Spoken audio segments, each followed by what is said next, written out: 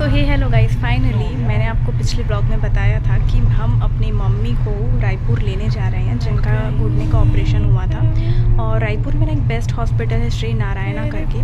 वहाँ पे अगर आपको अपनी मम्मी का घुटने का ऑपरेशन कराना है या पाँव का कुछ भी ऑपरेशन कराना है तो आप वहीं पे कराइए। बहुत अच्छे ऑपरेशन वहाँ पे होता है और बहुत ही ज़्यादा एक्सपीरियंस्ड आप कह सकते हैं कि वहाँ पे डॉक्टर्स हैं। तो हम फाइनली निकल जाते हैं घर से और यहाँ पे ना बहुत ज़्यादा बारिश हो रही थी और यहाँ पे कोयले की खदान है, यानी कि कोल माइंस है। और यहाँ पे जहाँ मैं रहती हूँ वहाँ पर है एशिया की सबसे बड़ी कोल माइंस, इसलिए यहाँ पे ना आपको बहुत ज़्यादा हरा भरा दिखेगा।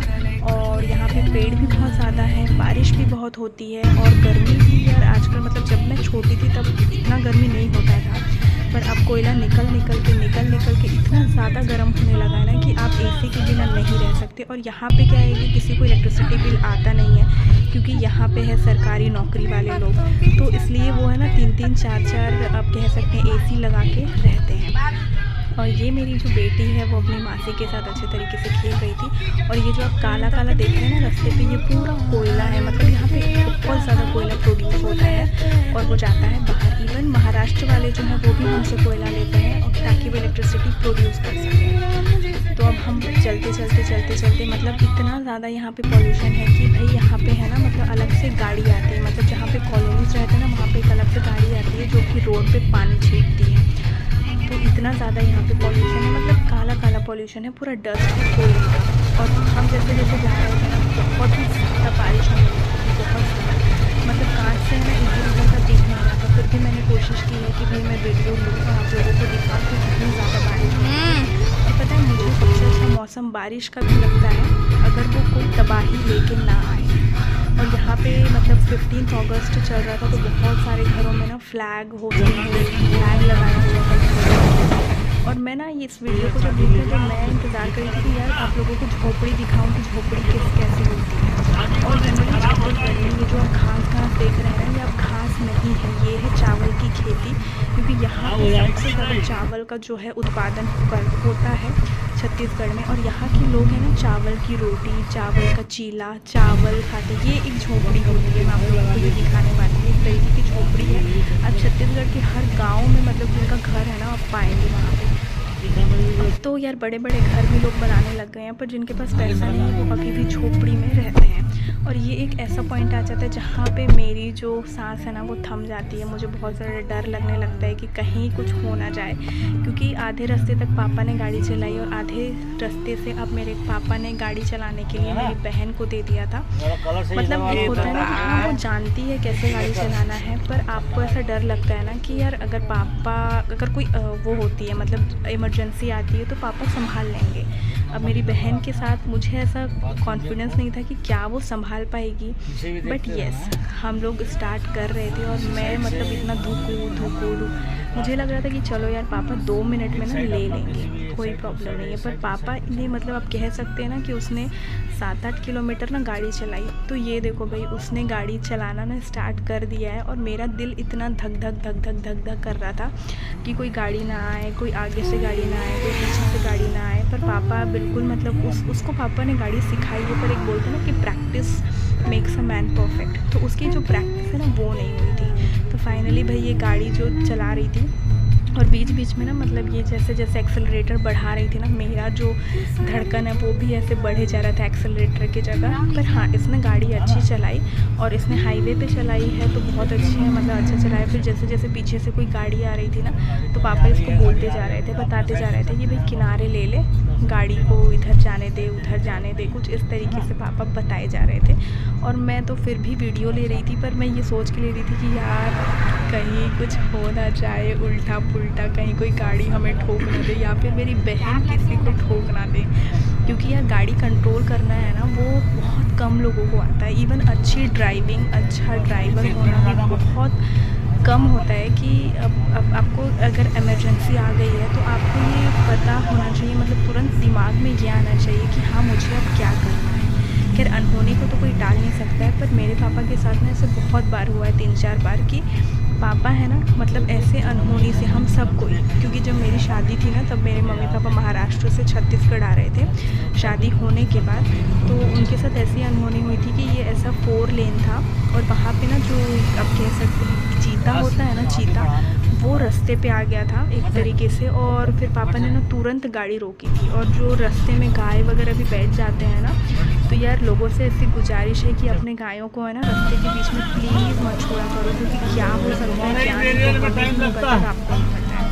तुम्हारे एरिया में टाइम लगता है। हम टोल नाके भी पहुंच गए थे और फाइनली 7-8 किलोमीटर गाड़ी चलाने के बाद पापा ने कहा अब तू दे दे, क्योंकि आगे में बहुत ज़्यादा बारिश हो रही थी तो वो नहीं चला पा रही। फिर यहाँ हम आगे आगे जाते हुए ना जैसे जैसे, तो यहाँ पर भी ना बहुत ज़्यादा अच्छा नज़ारा था, इसलिए मैंने कैप्चर कर लिया एक्चुअली।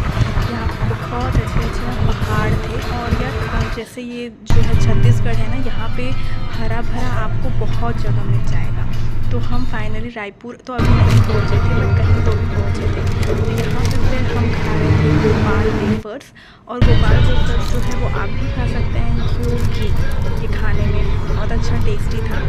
और सब खा रहे थे, मतलब मैं भी खा रही थी, मेरी बहन भी खा रही थी, इवन मेरी बेटी भी खा रही थी।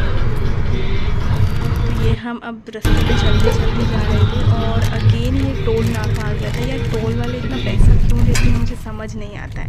चलो मेंटेन करने के लिए लेते हैं, पर इतना ज़्यादा, मतलब एक टाइम पे अगर आप 200 किलोमीटर जा रहे हो तो आपको 5-6 टोल आराम से लग जाते हैं। फिर मेरी बहन वो बाहर आ गई थी।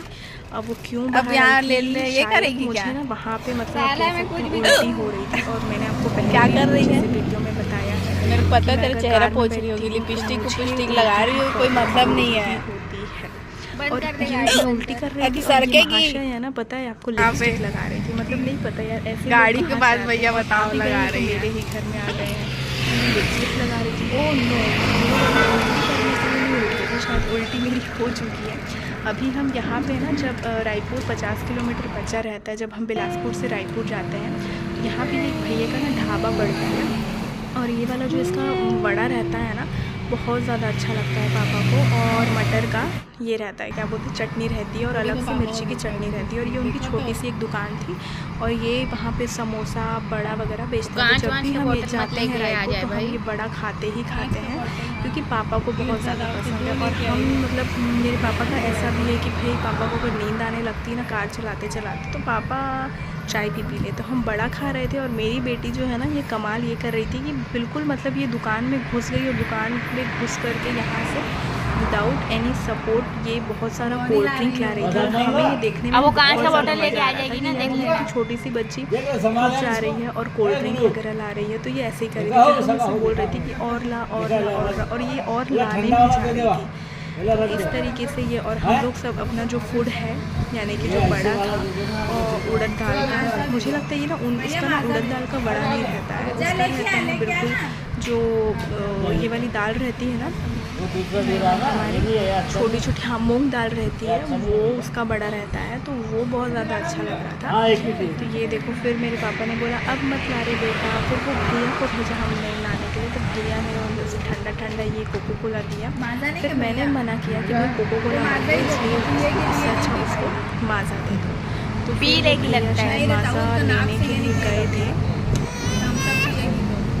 और मेरी बेटी जो है अगेन वो यहाँ पे मस्ती कर रही थी। फिर हमारा टाइम हो जाता है निकलने का और हम बिल्कुल निकल जाते हैं अपने सफ़र को तय करते हुए। और हमारी गाड़ी कौन सी है आपको पता है? ब्रेज़ा गाड़ी। मतलब मुझे गाड़ियों का तो इतना शौक नहीं है, पर मेरे जो भाई है, बहन है छोटी, उससे बहुत ज़्यादा अच्छा लगता है गाड़ी। इवन मुझे गाड़ी देखना भी नहीं पसंद है, बट ऐसे मुझे ब्रेज़ा कौन सी इको स्पोर्ट, अरे यार सब तो सेम रहती। फिर फाइनली हम ये रायपुर पहुंच जाते हैं। और रायपुर पहुंचते यार यहाँ पे बहुत ज़्यादा हम मतलब होते हैं एग्जॉस्टेड हो जाते हैं। और फिर हम पहुंच जाते हैं ये हॉस्पिटल, मम्मी के हॉस्पिटल, क्योंकि मम्मी को आज लेना था। तो मम्मी कहाँ थी हम इंतज़ार कर रहे थे और मेरा भाई यहाँ मम्मी के। तो फाइनली मम्मी ने कपड़े चेंज कर लिए थे, हॉस्पिटल वाले कपड़े थे, और वो अच्छे से तैयार हो रही थी। और ये जो बगल में आंटी थी ना, इन्हें ना कुछ नस का प्रॉब्लम था, या फिर हाँ नस का ही प्रॉब्लम था। तो यहाँ पे ये आंटी थी और ये आंटी बहुत अच्छे से मम्मी को मतलब सपोर्ट कर रही थी, बाथरूम वगैरह भी लेके गई। तो फाइनली हम हॉस्पिटल से निकल जाते हैं मम्मी को लेकर के, और ये हॉस्पिटल वाले भी ना मम्मी को व्हील चेयर में ही लेके जा रहे थे, क्योंकि इनका रूल है कि जिनका पाँव वगैरह का या फिर जो पेशेंट रहते हैं यहाँ से वो व्हील चेयर में ही जाएंगे। तो फाइनली हम आ जाते हैं, इसको क्या बोलते हैं, एस्केलेटर में, नहीं सॉरी इसे हम बोलते हैं, कमेंट करके बताओ जाना रे। से मम्मी को छोड़ने के लिए आई थी, पापा जो है गाड़ी लेकर के आ रहे थे। तो हम इंतज़ार कर रहे थे कि गाड़ी कब आएगी। तो फाइनली हमारी जो गाड़ी है वो आ गई थी और गाड़ी चला रहा था मेरा भाई। अब यहाँ से ऐसा नहीं कि हम सीधे घर जा रहे थे, भैया मेरी बहन को करवाना था हेयर स्ट्रेटनिंग, ठीक है। तो वो हेयर स्ट्रेटनिंग करवाना, तो मेरी भाभी चले जाती है ये वाले सैलून में रायपुर के, और वहाँ पे सारा मतलब सारी चीज़ें पूछती है कि कितना प्राइस रहेगा, इतने लॉन्ग हेयर हैं, ये हैं वो हैं। तो हम यहाँ पे उसका इंतज़ार कर रहे थे गाड़ी में, फिर से वो पूछ के आ जाती, फिर हम चले जाते हैं और हम फाइनली फिर घर पहुँच जाते हैं। तो अगर आप लोगों को भी ब्लॉग वगैरह अच्छा लगा, ये है फैशन सिटी और ये बहुत अच्छी है रायपुर की जो फैशन सिटी है, बहुत बड़ी सिटी है रायपुर सिटी। तो भैया अगर ब्लॉग अच्छा लगा तो चैनल को सब्सक्राइब करो। तब तक के लिए बाय बाय, शब्बा खैर।